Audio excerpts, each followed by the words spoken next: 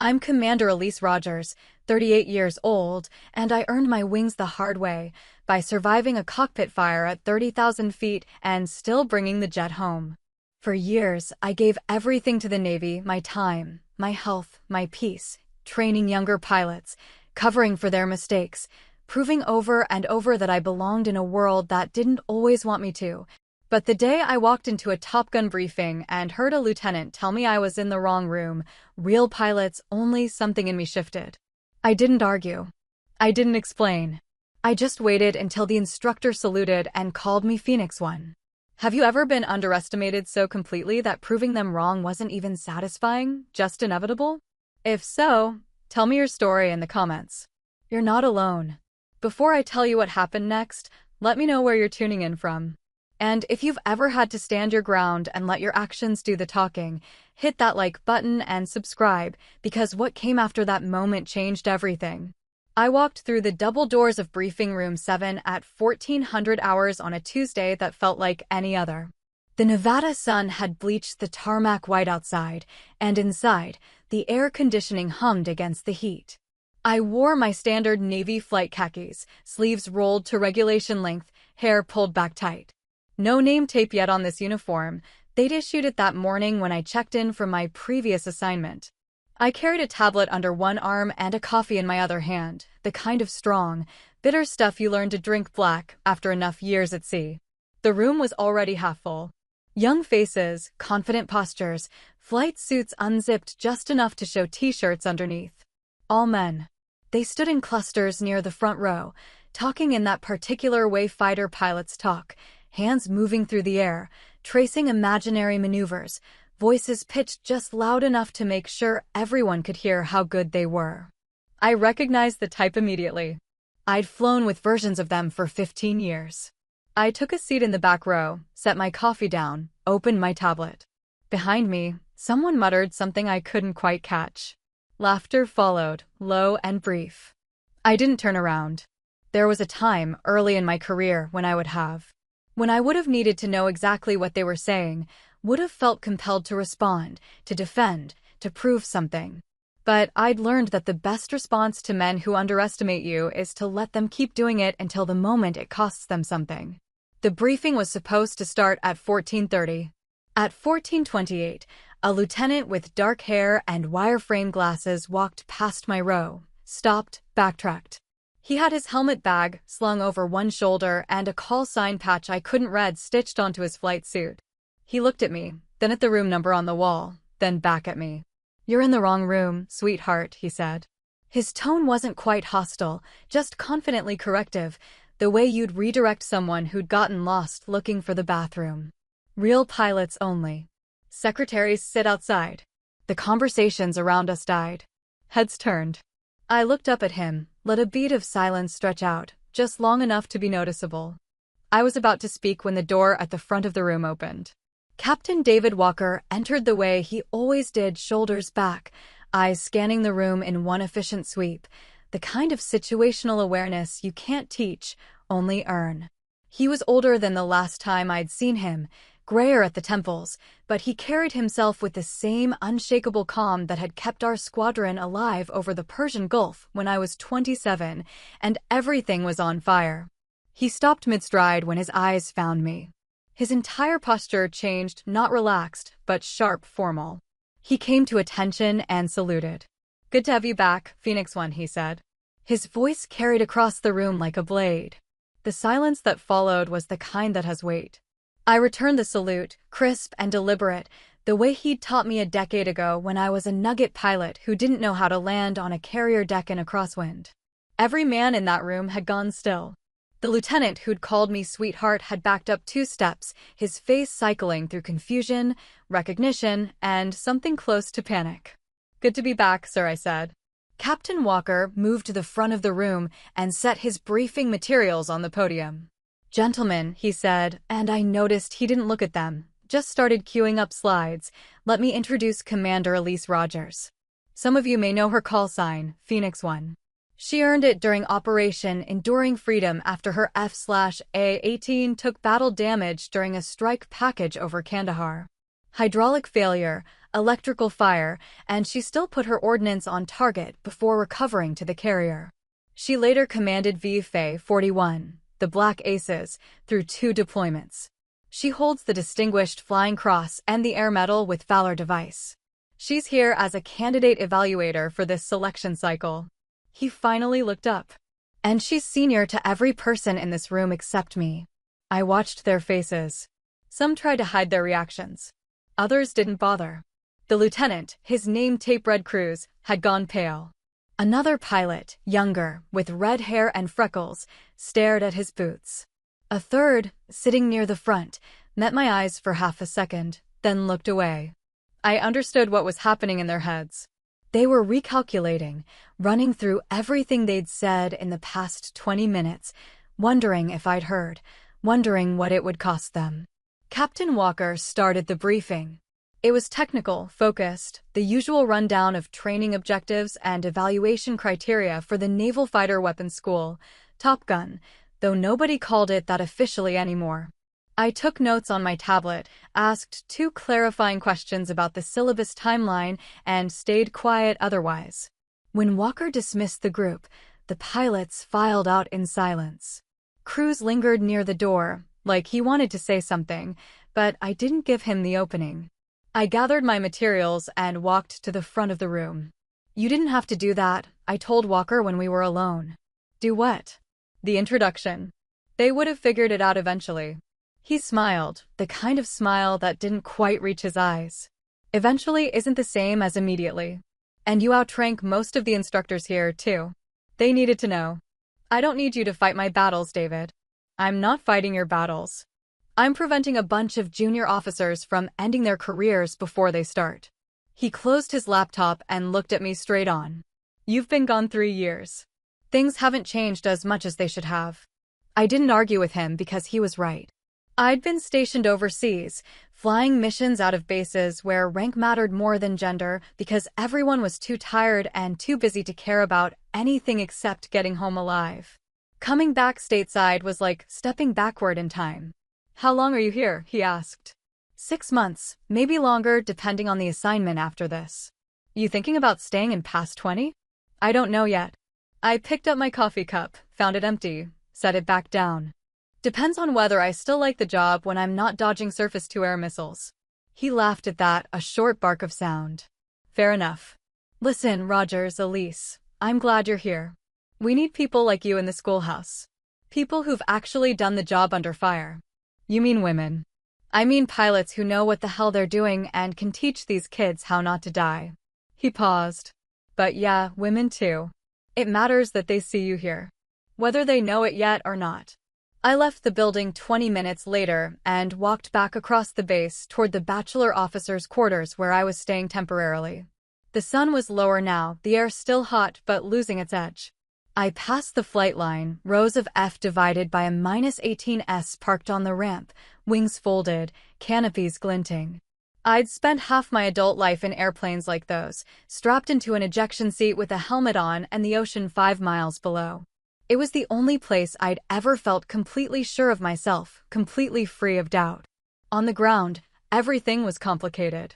In the air, it was simple. Fly the aircraft. Complete the mission. Bring everyone home.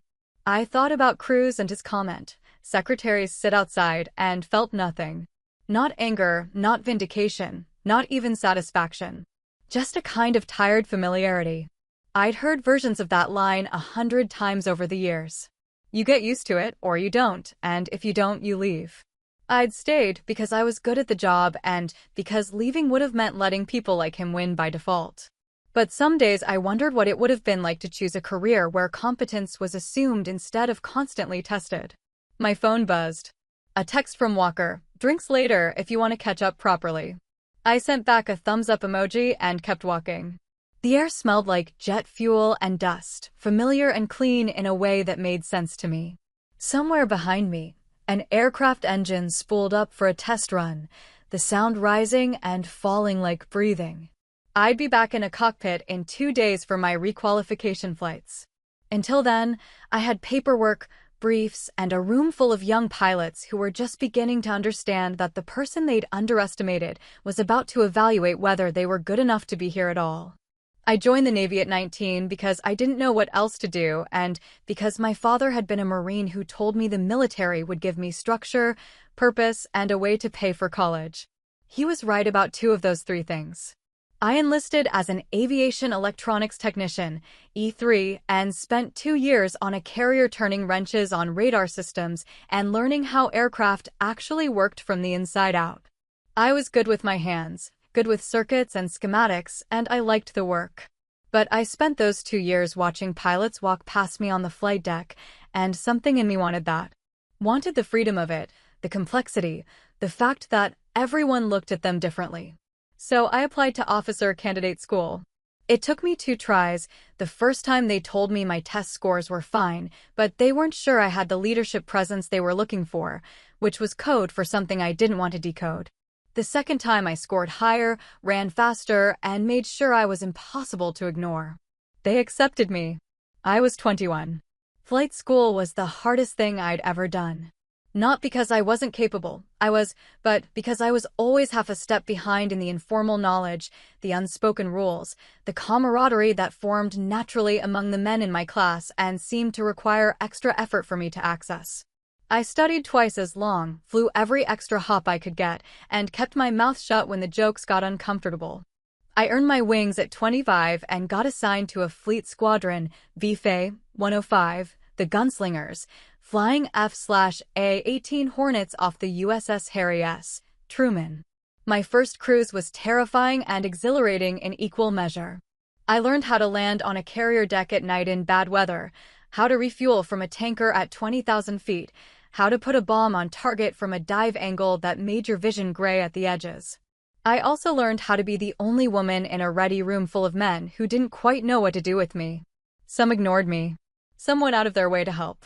A few made it clear they thought I didn't belong there and never would. I stopped caring which category anyone fell into and focused on being better than all of them. The call sign came during my second deployment. We were flying strikes into Afghanistan, close air support for troops in contact, the kind of missions where you're on station for hours and then everything happens in 90 seconds. I took a hit from ground fire, small arms, lucky shot, that punctured a hydraulic line and started an electrical fire in the cockpit. The controls went sluggish, alarm screaming, smoke filling the space around me.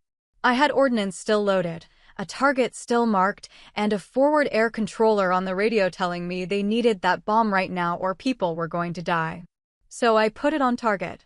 I rolled in, pickled the GBU, pulled off, and flew the dying aircraft back to the carrier with one good hydraulic system and half my electrical panel dark.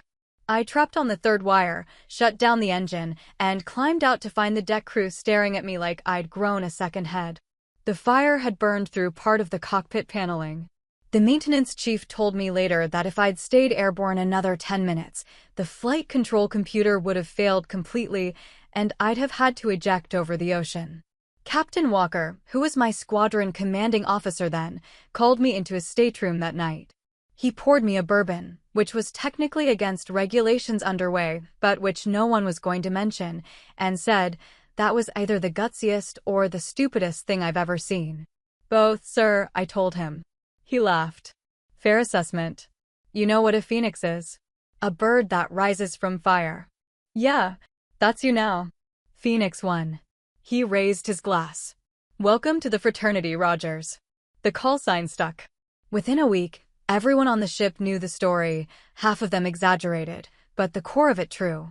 I became the pilot who'd flown a burning jet back to the boat and landed it like it was a routine day. The respect that followed wasn't universal, but it was real. People stopped questioning whether I could handle the job. They started asking me for advice instead. I made lieutenant commander at 32 and got my own division to lead. At 35, I fleeted up to command VFA 41, the Black Aces, one of the oldest and most decorated squadrons in the Navy. I took them through 2 deployments, one to the Western Pacific, one to the Persian Gulf, and brought everyone home alive both times. That's the metric that matters in naval aviation. Did everyone come back? Everything else is secondary. I earned the Distinguished Flying Cross for a mission over Yemen where I led a strike package through heavy anti-aircraft fire to take out a weapons cache that intelligence said was being used to supply insurgents. We took fire going in and coming out.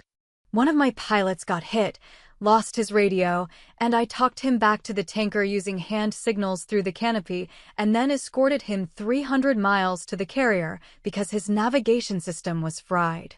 The Air Medal with Valor came from a different mission, a different war, details I don't talk about much because some of it is still classified and some of it I just don't want to remember. Walker stayed in touch through all of it. He made captain, got assigned to Top Gun as an instructor, and eventually became the officer in charge of curriculum development. When my squadron command tour ended and I was due for a new assignment, he called me and asked if I wanted to come to Fallon, teach the next generation, help shape the program. I said yes because I trusted him and because I was tired of deploying and because part of me wanted to see if I could still do the job without the adrenaline. I arrived at Naval Air Station Fallon on a Monday in late September, checked into the bachelor officers' quarters, and spent the first week reading through training materials and requalifying in the aircraft. The base felt different from a carrier, more permanent, less transient, but the flight lines smelled the same, sounded the same. I flew 3 hops that week, each one sharper than the last, my hands remembering the controls like muscle memory that had never faded. It was on the second week, during that briefing in Room 7, that I realized how much the job had changed and how much it hadn't. The young pilots in that room weren't worse than the ones I'd flown with 15 years ago. They were just the same. Confident, skilled, and in some cases, blind to their own assumptions. I didn't blame Cruz for what he'd said. He didn't know who I was.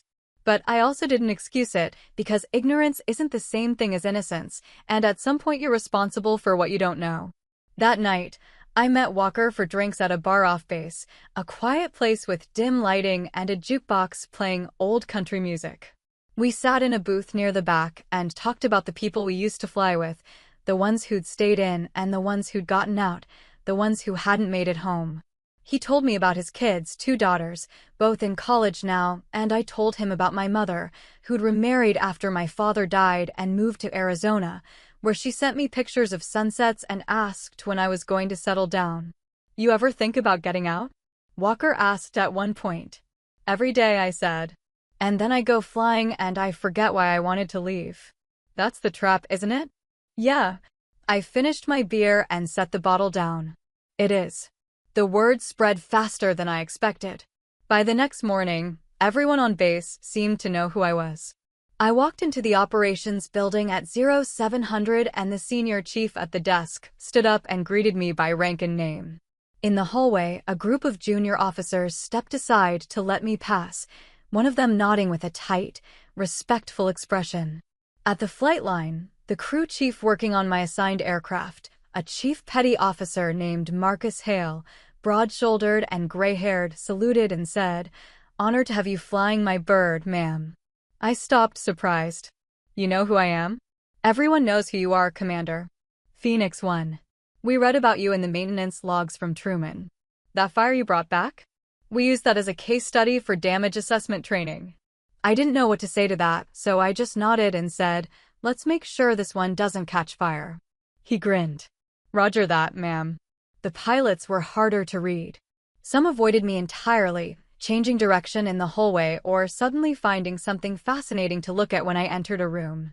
Others made a point of introducing themselves, shaking my hand, welcoming me to the team with a formality that felt almost defensive, like they were trying to prove they weren't like the others. A few, mostly the older instructors, the ones who'd been around long enough to see the culture shift slowly over decades, treated me exactly the way they treated everyone else, which was the only reaction I actually wanted. Cruz, the lieutenant who'd told me secretaries sit outside, didn't approach me for 3 days. On the 4th day, I saw him in the hangar, inspecting his aircraft before a training flight. I was walking past with my helmet bag, heading to my own jet, and he caught sight of me and froze. For a second I thought he was going to pretend he hadn't seen me. Then he set down his checklist and walked over. "Commander Rogers," he said. His voice was steady, but I could see the tension in his shoulders. "I owe you an apology." I stopped walking. Go ahead. What I said in the briefing room was out of line. I didn't know who you were, but that's not an excuse. I made an assumption based on he hesitated, choosing words carefully. Based on things that had nothing to do with your qualifications or your presence there. It was disrespectful and unprofessional. I'm sorry. I studied him for a moment. He met my eyes, didn't look away. That counted for something. Apology accepted, I said. But understand this, Lieutenant. The problem wasn't that you didn't know who I was. The problem was that you assumed someone didn't belong based on how they looked. That's the part you need to fix. Yes, ma'am. Are you a good pilot? The question seemed to catch him off guard. Yes, ma'am. I think so. Then prove it in the air. That's where it matters. I walked away before he could respond.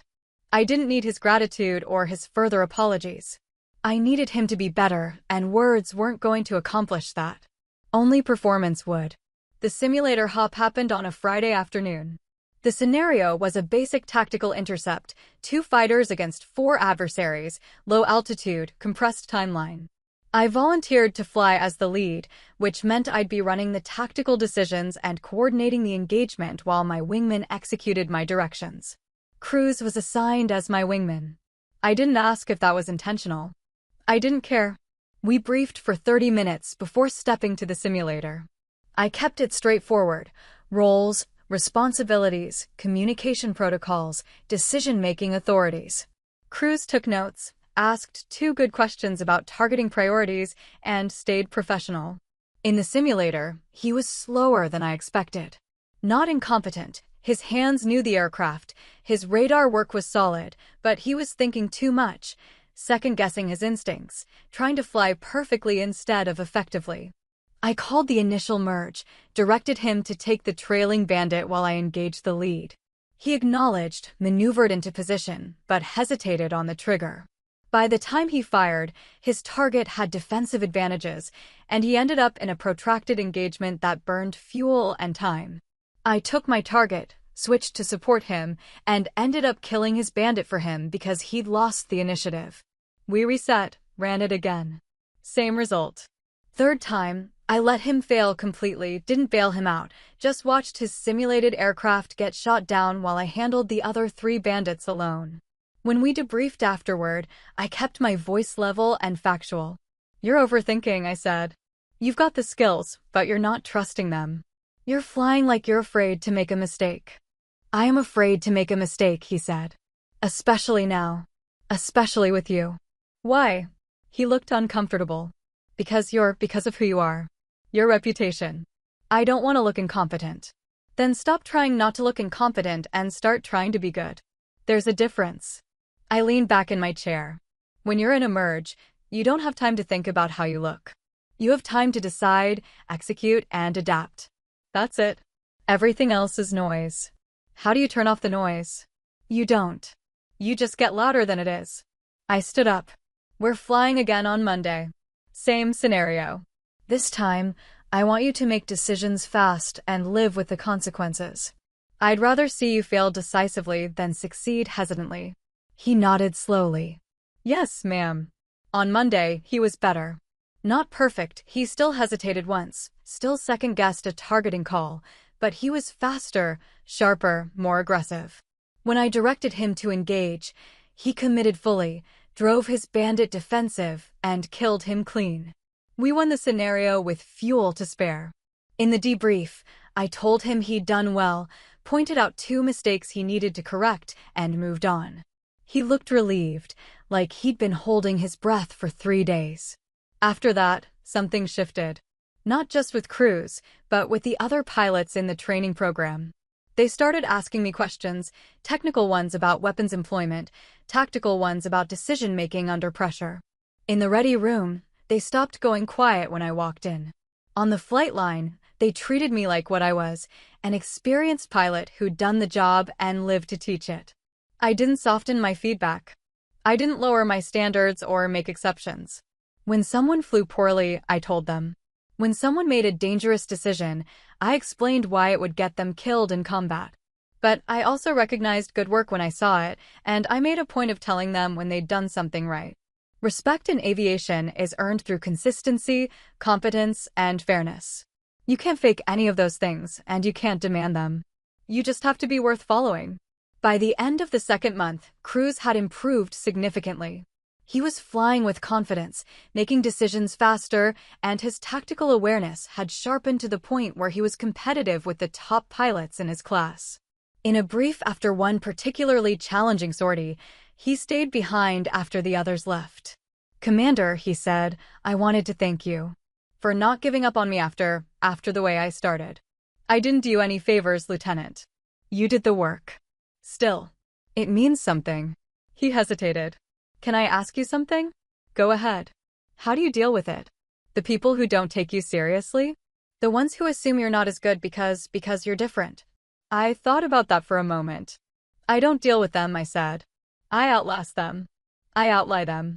And eventually, they either figure it out or they wash out. Either way, it's not my problem to solve. It's theirs." He nodded, processing that. "That sounds lonely." "It is," I said. "But being good at something difficult is always lonely. That's not unique to me." I picked up my notes and headed for the door. Then I stopped and turned back. "Cruz, you asked how I deal with people who underestimate me. Here's the real answer. I stop caring what they think and start caring whether I'm right. When you're in the cockpit, nobody's opinion matters except yours and your wingman's. Everything else is just static. Learn to tune it out." "Yes, ma'am," he said quietly. I left him there and walked back across the base. The sun was setting, painting the desert sky in shades of orange and red. Somewhere overhead, a pair of F divided by a -18s made their approach to the runway, their engines roaring in the distance. I watched them land one after the other, precise and controlled. It reminded me why I'd stayed in this job for so long. Not because it was easy, or because people always respected me, or because I never felt alone. But because when you're flying at 500 knots with a wingman beside you and a mission in front of you, none of that matters. You're just a pilot doing a job. And sometimes, that's enough. 3 months into my assignment at Fallon, I started to feel something I hadn't felt in years, a sense of normalcy. Not comfort, exactly. This job was never comfortable, but a rhythm. A pattern to the days that made sense. Morning briefs at 0800, simulator hops before lunch, flight ops in the afternoon, debriefs until 1700 or later. I ate dinner at the officers' club or cooked simple meals in my temporary quarters, pasta, grilled chicken, salads from a bag. I called my mother once a week and listened to her talk about her book club and her garden. I exchanged emails with old squadron mates, the ones scattered across the fleet, some still flying and others transitioning to staff jobs or civilian life. Walker and I fell into a routine of meeting for coffee on Friday mornings before the weekend training schedule kicked in. We'd sit in his office, door closed, and talk through the week's challenges, which students were progressing, which ones were struggling, what adjustments needed to be made to the syllabus. He valued my input in a way that felt genuine, not performative. When I disagreed with him, he listened. When I was wrong, he explained why without condescension. It reminded me why I'd always respected him, even back when I was a junior officer, and he was the commanding officer who terrified everyone. One Friday, he asked me how I was really doing. Not professionally, he could see that for himself. Personally, "I'm fine," I said automatically. That's not what I asked. I set my coffee down and looked out the window at the flight line. "I don't know how to answer that question anymore, David. I've been doing this job for 15 years. I don't know who I am when I'm not doing it. That's not uncommon. I know. But it feels like it should be." I turned back to him. "I see these young pilots, crews, more, the others, and they have lives outside the squadron. Relationships, hobbies, plans for after they get out. I don't have any of that. I have this job and a handful of people I used to deploy with who I barely talk to anymore. Do you regret it?" "No. But I wonder sometimes what it cost me." He was quiet for a moment. Then he said, "You know what the hardest part of this job is? It's not the flying. It's not the danger. It's the fact that you give everything to it, and at the end, it just moves on without you. You retire or you transfer, and a week later someone else is sitting in your seat and the squadron keeps going like you were never there. That's bleak. It's honest. He leaned back in his chair. But here's the other side of it. The pilots you train, the ones you teach how to survive, they carry you with them. Maybe they don't remember your name in 20 years, but they remember what you taught them. And if that saves their life, or their wingman's life, then it mattered. You mattered. I didn't have a response to that. It felt true and inadequate at the same time, like most truths about military service. Lieutenant Erin Moore was the only other woman in the training cycle. She was an F/A-18 pilot from VFA, 25, quiet and competent, the kind of officer who did her job well without needing recognition for it. We'd exchanged polite greetings in the hallway a few times, but hadn't really talked until one afternoon when she knocked on my office door and asked if I had a few minutes. Of course, I said, gesturing to the chair across from my desk. What's on your mind? She sat down, looked at her hands for a moment, then met my eyes. I wanted to ask your advice. About how to handle something. Go ahead. There's an instructor here, I won't say who's been making comments. Nothing overtly hostile, just small things. Jokes about women pilots. Suggestions that I'm only here because of diversity quotas. Comments about my appearance when I'm in my flight suit. It's not constant, but it's enough that I'm always aware of it. I felt a familiar tightness in my chest. Have you documented it? No. I don't know if I should. I don't want to be the woman who can't take a joke. I don't want to make it into a bigger thing than it is. More, listen to me. If someone is making you uncomfortable, that's already a big thing. You're not overreacting by acknowledging it. But what if I report it and nothing happens? Or worse, what if it makes me a target? I've seen how that goes. The woman who complains gets labeled difficult, emotional, unable to handle the culture. I wanted to tell her she was wrong. I wanted to promise her that if she reported it, the system would protect her, that the instructor would be held accountable, that it would all work out fairly. But I'd been in the Navy long enough to know that wasn't always true. Here's what I can tell you, I said. You have 3 options. 1. Document everything and report it through official channels. That's the right answer according to the book, and sometimes it works. 2. Handle it directly. Confront the instructor, tell him the behavior is unacceptable, and make it clear that if it continues, you will report it. 3. Ignore it and focus on flying better than everyone else, which is what I did for most of my career. Which one do you recommend? Honestly, I don't know anymore. I used to think option 3 was the only viable choice. Now I'm not sure that was right. I survived, but I shouldn't have had to survive. None of us should. She nodded slowly. What would you do now? If you were in my position?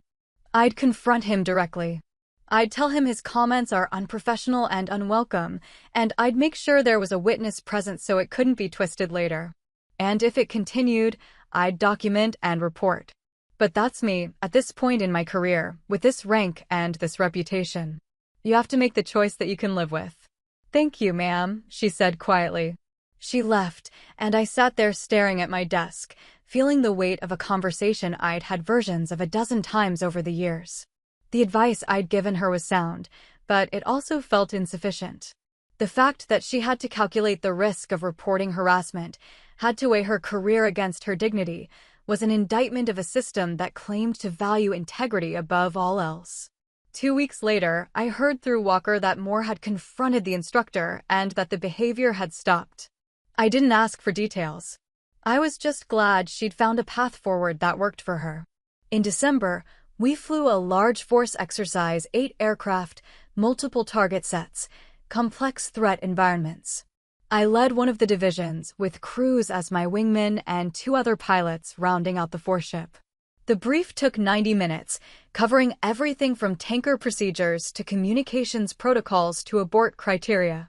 By the time we stepped to the aircraft, everyone knew their role. The mission went better than I expected. Cruz flew solid wing, stayed in position, executed every directive without hesitation. When we hit the target area and the simulated surface-to-air threats activated, he kept his composure, employed countermeasures correctly, and stayed offensive. We put all our ordnance on target, egressed clean, and recovered to base with no issues. In the debrief, I highlighted his performance as an example of disciplined execution under pressure. Afterward, as we were walking back to the operations building, he said, "Commander, can I ask you something?" "Sure." "When you were flying combat, real combat, not training, were you ever scared?" I stopped walking and looked at him. "Every single time. But you didn't show it. Showing it doesn't help anyone. But yeah, I was scared. Fear's not the problem.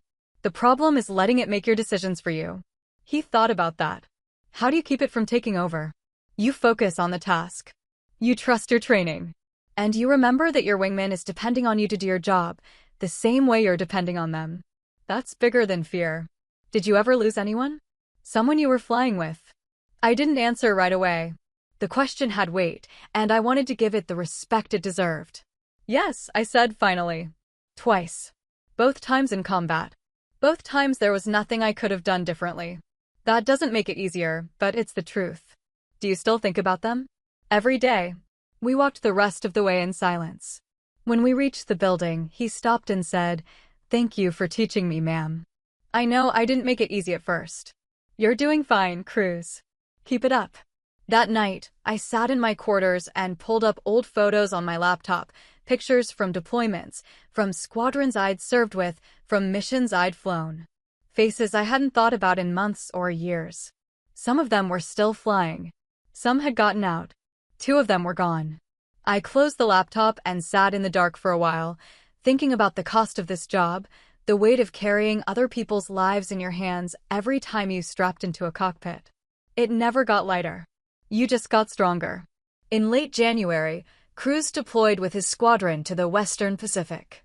I got an email from him a week after he left, brief and professional, thanking me for the training and saying he'd carry the lessons forward.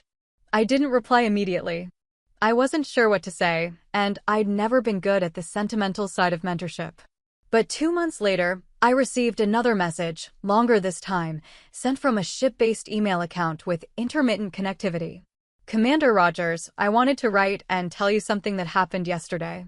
We were flying a mission in support of a joint exercise, details I can't share, but it was complex, high-tempo, multiple threats. At one point, my flight lead got task-saturated, started making decisions too slowly, and I had to step up and take tactical control of our section. I remembered what you told me, make decisions fast and live with the consequences. So I did. I called the shot, repositioned our element, and we completed the objective without incident. Afterward, my flight lead thanked me. Said I'd kept him from making a mistake that could have compromised the mission. And I realized that I'd finally stopped flying scared. I was flying like you taught me, trusting my training, trusting my instincts, focusing on the task instead of worrying about how I looked doing it. I know I gave you every reason not to invest time in me after what I said at that first briefing. But you did anyway, and it made the difference between me being an adequate pilot and being a good one.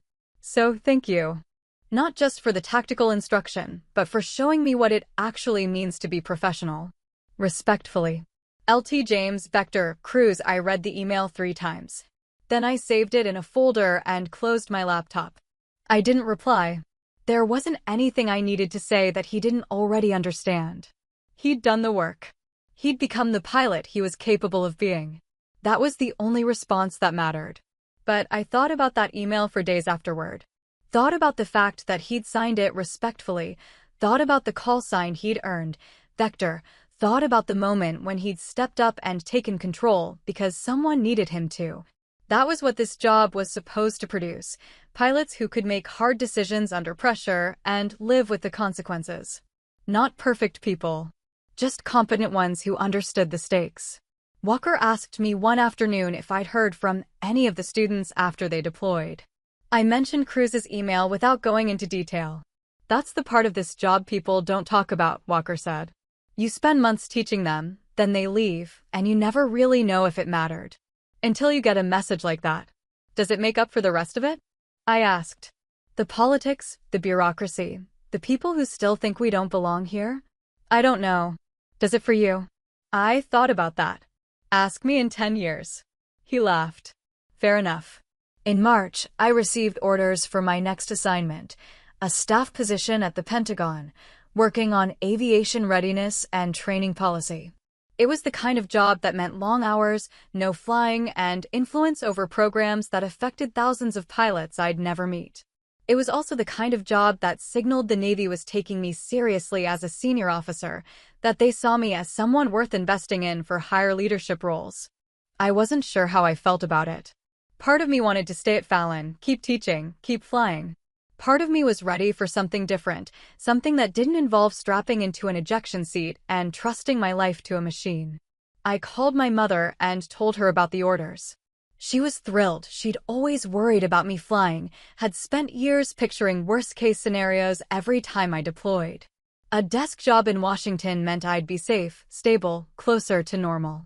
"Are you happy about it?" she asked. "I don't know yet," I told her. "Ask me when I get there." I had 3 months left at Fallon.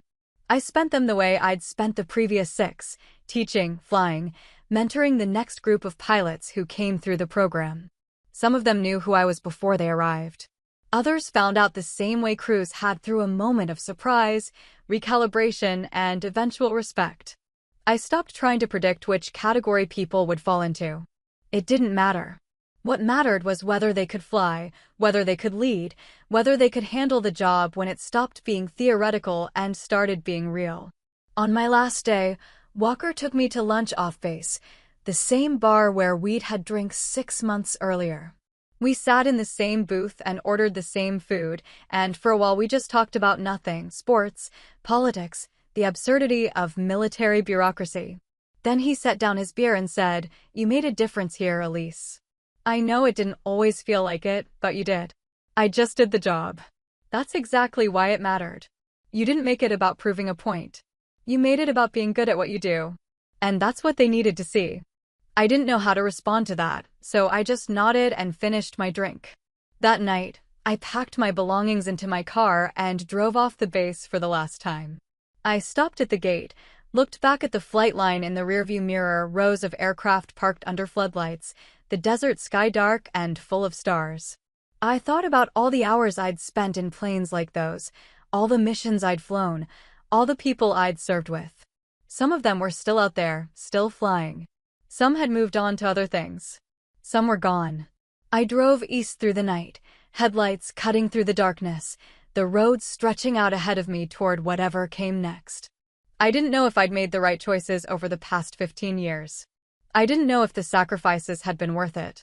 But I knew I'd done the job, done it well, and taught others to do the same. And for now, that was enough. The Pentagon was exactly as bureaucratic and exhausting as I expected. I worked in a windowless office on the 3rd floor, spent my days in meetings about training syllabi and budget allocations, and went home to a small apartment in Arlington that I barely furnished because I didn't plan to stay long. The work was important. I understood that intellectually, but it lacked the immediacy of flying, the clarity of purpose that came from strapping into a cockpit and executing a mission. I kept in touch with Walker via email. He sent me updates on the program, told me about the new students, asked my opinion on syllabus changes. I appreciated the connection, the reminder that there was still a world where people flew airplanes and worried about tactics instead of PowerPoint slides. But it also made me feel distant from the job I'd spent my entire adult life doing. 6 months into the Pentagon assignment, I received a message from the Chief of Naval Personnel's office. They wanted to discuss my future career path, potential command opportunities, timelines for promotion to captain. It was the kind of meeting that could determine the next 5 years of my life. I prepared for it the way I'd prepare for a check ride, reviewed my record, anticipated questions, made sure I knew what I wanted before I walked into the room. The meeting was professional, direct. They asked if I was interested in major command, an aircraft carrier, an air wing, a significant shore installation. I said yes, because saying no would effectively end my upward trajectory, and I wasn't ready to do that yet. They asked if I was willing to accept another staff tour before that happened. I said yes again, because that was the expected answer, and because I understood how the system worked. Afterward, I walked through the Pentagon corridors and felt a strange sense of disconnection, like I was moving through someone else's life. This was the path I'd chosen, or the path that had chosen me, but it didn't feel like mine anymore. It felt like a role I was playing, a script I was following, because I didn't know how to write a different one. I called Walker that night from my apartment. "You ever feel like you're doing everything right, but none of it means anything anymore?" I asked. "Every day," he said. "That's why I stayed at Fallon as long as I could. Once you leave the operational world, it's all just abstractions. Important abstractions, but still. How do you deal with it?" I remind myself that someone has to do this job, and it might as well be someone who actually understands what the fleet needs. That helps sometimes. Other times, I just drink bourbon and watch baseball. I laughed, the first genuine laugh I'd had in weeks. "That's your professional advice?" "That's my honest advice. The professional version is, you find meaning where you can, and you trust that the work matters even when it doesn't feel like it does." That's bleak. It's the military, Elise. We don't do this job because it's easy or because it always feels meaningful. We do it because it has to be done. I sat with that for a while after we hung up. He wasn't wrong. But I also couldn't shake the feeling that I'd given so much to this career, years, relationships, parts of myself I couldn't get back, and I wasn't sure what I'd gotten in return. Rank, respect, a call sign that people recognized. But also loneliness, exhaustion, and a growing sense that I'd optimized my life for a mission that might not ever feel complete. In November, 18 months after I'd left Fallon, I received a message from the Bureau of Naval Personnel. I'd been selected for Major Command. Specifically, I was being assigned as the commanding officer of Naval Air Station Oceana, one of the largest naval air stations on the East Coast, home to multiple fighter squadrons and thousands of personnel. It was a significant assignment, the kind that would position me for promotion to captain and potentially flag rank after that. I should have been excited. This was what I'd been working toward my entire career, the opportunity to lead at scale, to shape policy and culture, to make decisions that would affect hundreds of pilots and thousands of support personnel. But when I read the message, all I felt was tired.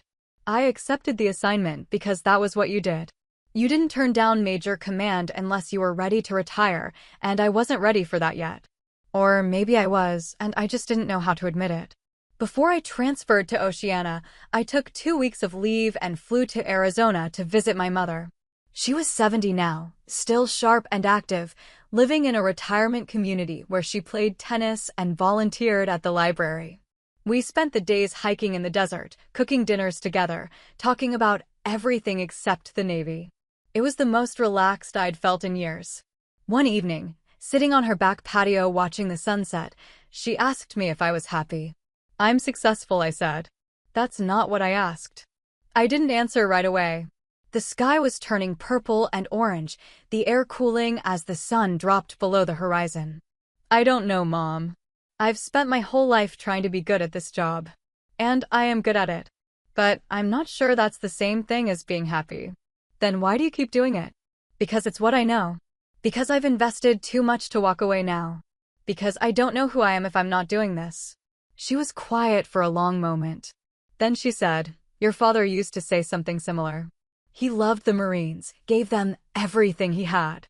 But at the end, he wished he'd spent more time with us. Wished he'd made different choices. I don't want that for you, Elise. I want you to have a life outside of all this." "I have a life." "Do you? Or do you have a career that takes up all the space where a life should be?" I didn't have an answer to that. We sat in silence and watched the stars come out, and I thought about all the things I'd sacrificed without really choosing to: relationships, stability, the possibility of something beyond the Navy. I'd told myself it was worth it, that the mission mattered more than personal comfort. But sitting there with my mother, I wasn't sure anymore. I took command of Naval Air Station Oceana in January, 2 years after I'd left Fallon. The change of command ceremony was formal and precise: speeches, salutes, the passing of the organizational flag from the outgoing commander to me. I stood in front of hundreds of personnel and swore to execute the duties of my office to the best of my ability, to lead with integrity and confidence, to uphold the standards of the United States Navy.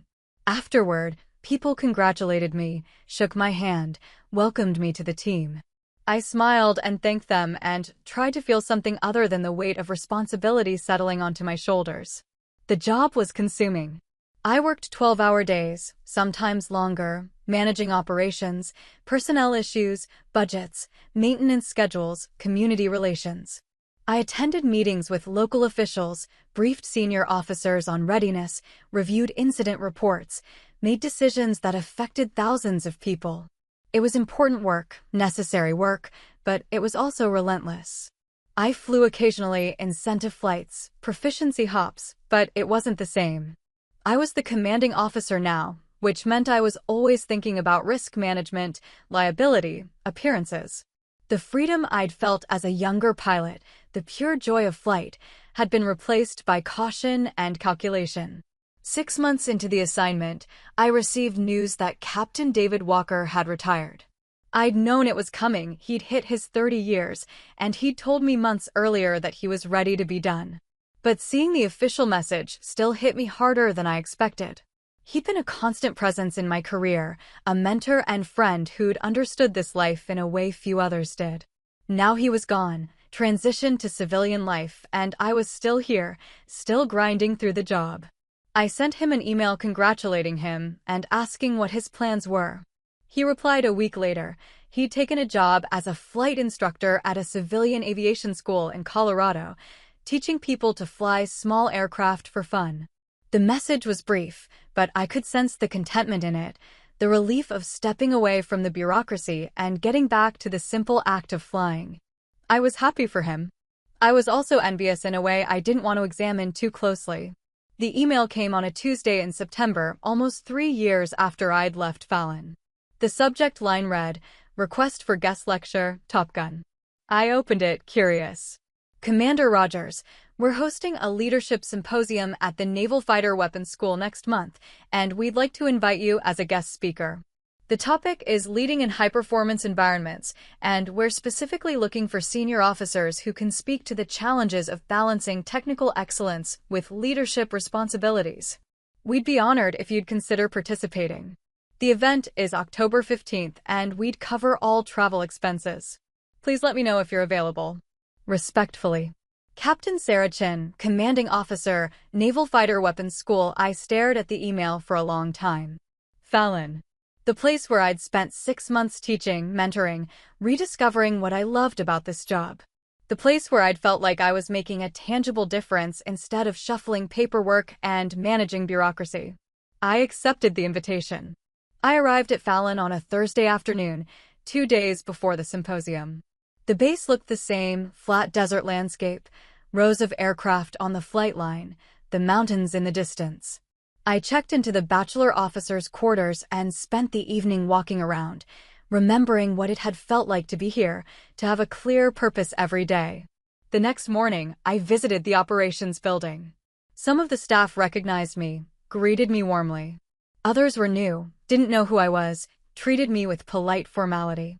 I ran into Chief Marcus Hale on the flight line, and his face lit up when he saw me. "Commander Rogers. Good to see you, ma'am. You here for the symposium?" "I am. How've you been, Chief?" "Can't complain. Still keeping these birds flying. Heard you're running Oceana now. That's a big job." "It is. You miss flying?" "Every day." He nodded knowingly. "That's the trade-off, isn't it? The higher you go, the further you get from the cockpit." "Yeah," I said. "It is." The symposium was held in the main auditorium, attended by about 60 pilots, current students, recent graduates, and some senior instructors. I sat through the morning sessions, listening to other speakers talk about leadership, decision-making, and organizational culture. Then it was my turn. I walked to the podium, looked out at the audience, and felt a strange sense of calm. This was familiar territory. Not the speaking, that was always uncomfortable, but the audience. These were pilots. People who understood the job, who lived the same life I'd lived. I didn't have to explain myself to them. "I'm Commander Elise Rogers," I said. "Call sign Phoenix 1. Some of you might know that story. Some of you might not. Either way, I'm not here to talk about my combat record. I'm here to talk about something harder, what it means to lead when you're not sure you have anything left to give." I saw a few people sit up straighter, paying closer attention. I've been in the Navy for 20 years, I continued. I've flown combat missions, commanded a squadron, taught at this school, and now I run an air station. And I'm going to tell you something that nobody says at these events. Most days, I'm not sure any of it was worth it. Silence in the room. I had their full attention now. I'm not saying I regret my choices. I'm saying there's a cost to this career that nobody warns you about. You give everything to the mission, your time, your relationships, your sense of who you are outside of this uniform. And the mission takes it. Gratefully. Without hesitation. And at some point, you look up and realize you've optimized your entire life for something that will replace you the moment you're gone. I paused, let that sit. So why do we do it? Why do we keep showing up, keep flying, keep leading, even when it's hard and lonely and exhausting? Because someone has to. Because the mission matters, even if it doesn't always feel like it does. And because the people you fly with, the people you lead, they're worth it. They're worth the sacrifice, the exhaustion, the loneliness. I looked around the room, saw young faces, older faces, people at every stage of their careers. When I was here 3 years ago, I taught a lieutenant who made a mistake. A bad one. He underestimated me, disrespected me, and had to learn the hard way that assumptions are dangerous. But he learned. And now he's deployed, flying combat missions, and he's good at it. And that matters more than the mistake he made. That's what leadership is, giving people the chance to be better than they were yesterday, even when they don't deserve it. I wrapped up a few minutes later, thanked them for their time, and stepped down from the podium. The applause was polite but genuine. Afterward, several pilots came up to talk to me, ask questions, share their own stories. One of them was a young woman, a lieutenant, who thanked me for being honest about the cost of the career. It helps to know I'm not the only one who feels this way sometimes, she said. You're not, I told her. And that's okay. Feeling it doesn't mean you're failing. It just means you're human. On my last morning at Fallon, I requested a solo flight, a simple proficiency hop, nothing tactical, just me and an F/A-18 and an hour of airspace. They approved it without hesitation. I walked to the aircraft, did my pre-flight inspection, climbed into the cockpit, and strapped in. Chief Hale was there, running through the final checks, making sure everything was ready. Good luck, ma'am, he said before climbing down. Thanks, Chief. I started the engines, ran through the checklists, taxied to the runway. The tower cleared me for takeoff, and I advanced the throttles, felt the aircraft accelerate, felt the nose lift, felt the wheels leave the ground. And for the first time in months, I felt free. I climbed to 20,000 feet, leveled off, and flew lazy circles over the desert. No mission, no timeline, no pressure. Just flight. The sky was clear, the visibility unlimited, and for 30 minutes I didn't think about command or responsibility or the cost of this career. I just flew. When I landed and taxied back to the line, I shut down the engines and sat in the cockpit for a minute, helmet still on, hands resting on my thighs. I thought about Walker's email, about his decision to retire, about the contentment I'd sensed in his message. I thought about my mother's question, "Are you happy?" And I realized I didn't have a good answer. But I also realized that maybe happiness wasn't the right metric. Maybe what mattered was whether the work had meaning, whether it made a difference, whether it was worth showing up for even on the hard days. And by that measure, I was doing okay. I climbed out of the cockpit, grabbed my helmet bag, and walked back to the operations building.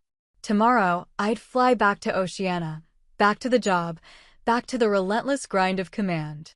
But today, I'd done something I loved, in a place that felt like home, and that was enough. 1 year later, I stood in front of a different briefing room. Same base, same building, but this time I wasn't walking in as a student or an evaluator. The nameplate beside the door read, Commander Elise Rogers, Lead Instructor, Advanced Tactics Division, Naval Fighter Weapons School.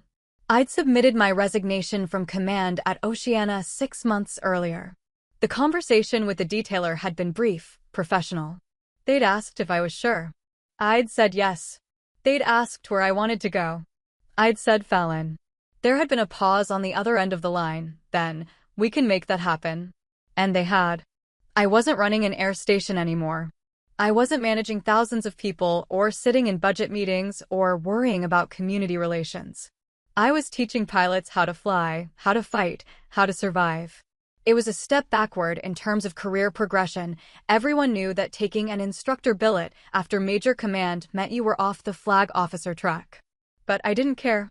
I was flying 3 times a week, debriefing tactics every afternoon, and going home to a small house off base where I'd finally unpacked all my boxes and hung pictures on the walls. My mother had visited last month, spent a week hiking with me in the mountains, cooking dinners in my actual kitchen. She'd looked around the house, the furniture I'd chosen, the books on the shelves, the running shoes by the door, and said, "You look different." Different how? Lighter. Like you're not carrying something heavy anymore. She was right. I'd spent 20 years carrying the weight of proving myself, of being excellent, of never giving anyone a reason to doubt I belonged. And somewhere in the past year, I'd set that weight down. Not because I'd proven anything, but because I'd stopped needing to. The door opened and the new class filed in. 22 pilots this cycle, 2 of them women. They found their seats, opened their tablets, settled into the focused quiet that preceded every brief. I recognized the energy in the room, anticipation, confidence, the unspoken question of whether they were good enough to be here. I waited until they were all seated, then walked to the front. No introduction necessary. By now, most of them knew who I was before they arrived. Not from that first briefing 3 years ago. That story had faded into squadron lore, embellished and distorted, but from their own research, their own instructors, the reputation I'd built over 2 decades of flying. "Welcome to Advanced Tactics," I said. "I'm Commander Rogers. For the next 8 weeks, we're going to teach you how to think like an adversary, how to exploit weaknesses in defensive systems, and how to lead a strike package into contested airspace and bring everyone home. Some of you will struggle. Some of you will fail. That's not a threat, it's a statistical reality. This course has a 30% attrition rate, and we're not interested in lowering it." I pulled up the first slide, a tactical scenario for aircraft against a layered air defense network. "Let's start with a simple question," I continued. "You're the mission commander. Your package is 20 miles from the target, and your electronic warfare aircraft reports a radar system that wasn't in the intelligence brief. What do? Hands went up. I pointed to a lieutenant in the front row, a pilot from VFA 103 with sharp eyes and a call sign stitched on his flight suit. "Blade. Abort the mission, ma'am. If the threat picture doesn't match the brief, we don't have valid ROE to continue." "That's one answer," I said. "Anyone else?" A woman in the third row raised her hand. Lieutenant junior grade, looked young, couldn't be more than 26. Her name tape read Santos. "Adapt the plan, ma'am. Reroute around the threat, compress the timeline, and prosecute the target from a different axis." "Better," I said. "But you're still assuming the new radar is the only change. What if there are more surprises waiting? What if your intelligence was compromised from the start?" Silence. They were thinking now, recalculating their assumptions. "The right answer," I said, "is that there is no right answer. There's only the decision you make with the information you have and the consequences you live with afterward. Mission command isn't about being perfect. It's about being decisive when perfect isn't an option." I ran them through the scenario, walked them through decision trees, showed them how to evaluate risk in real time. By the end of the hour, some looked energized. Others looked overwhelmed. That was fine. They'd figure it out or they wouldn't. After the brief, Santos approached me. "Ma'am, can I ask you something?" "Go ahead." "How do you know when you're making the right call? When there's no clear answer and the pressure's on and people are counting on you?" I looked at her, saw myself 15 years ago, asking the same question to an instructor who'd probably felt just as uncertain about the answer. "You don't," I said. "You make the best call you can with what you know, and then you move forward. Second-guessing yourself in the moment gets people killed. Second-guessing yourself afterward is how you learn. But in the moment, you trust your training and you decide." She nodded slowly, processing that. "Can I tell you something else?" I added. "The fact that you're asking that question means you're thinking like a leader. A lot of pilots never get there. They're so focused on being right that they freeze when there's no clear answer. Don't be that pilot." "Yes, ma'am. Thank you." She left, and I gathered my materials. Through the window, I could see the flight line, rows of F divided by a -18s, ground crews moving between them, the mountains rising in the distance under a sky so blue it hurt to look at. I'd made the right choice coming back here. Not the smart career choice, not the path to higher rank, but the right choice for me. That night, I met Walker for dinner. He'd driven down from Colorado, visiting the area for a reunion with old squadron mates. We sat at the same bar where we'd talked 3 years ago, ordered the same food, fell into the same comfortable rhythm of conversation. "You seem good," he said after we'd covered the usual topics. "I am. No regrets about leaving command?" "None. I did that job. It was important. But it wasn't me. This is." He smiled. "I told you years ago that the best part of this job is the people you teach. Glad you figured it out. Took me long enough." We finished our drinks and said goodbye in the parking lot. He'd head back to Colorado in the morning, back to his civilian life, his simple job teaching people to fly for fun. I'd head back to base, back to the simulators and briefs and flight line. Different paths, same underlying truth. We'd both found a way to keep doing what we loved without letting it consume us. I drove home through the desert night, windows down, cool air rushing through the car. When I pulled into my driveway, I sat for a moment before going inside, looking up at the stars scattered across the sky. Somewhere out there, pilots I'd trained were flying missions, making decisions, leading others. Maybe they remembered what I'd taught them. Maybe they didn't. Either way, I'd done my part. Inside, I changed into comfortable clothes, made tea, sat on my couch with a book I'd been meaning to read for months. No paperwork. No urgent emails. No weight of command. Just a quiet evening in a house that finally felt like home. They used to say real pilots only. Turns out that's exactly what I was. And I didn't need anyone else's validation to know it anymore. If this hit a nerve, drop Phoenix in the comments and share your take. Like, subscribe, and turn on alerts for more true stories about boundaries, leadership, and earning respect. Questions for you. Have you ever been told you didn't belong? How did you answer without saying a word? What would you have said or done to that lieutenant? Who's the mentor who changed how you lead under pressure? Where do you draw the line between proving yourself and protecting your peace? If you were in that briefing room, what moment would have changed your mind about someone you misjudged?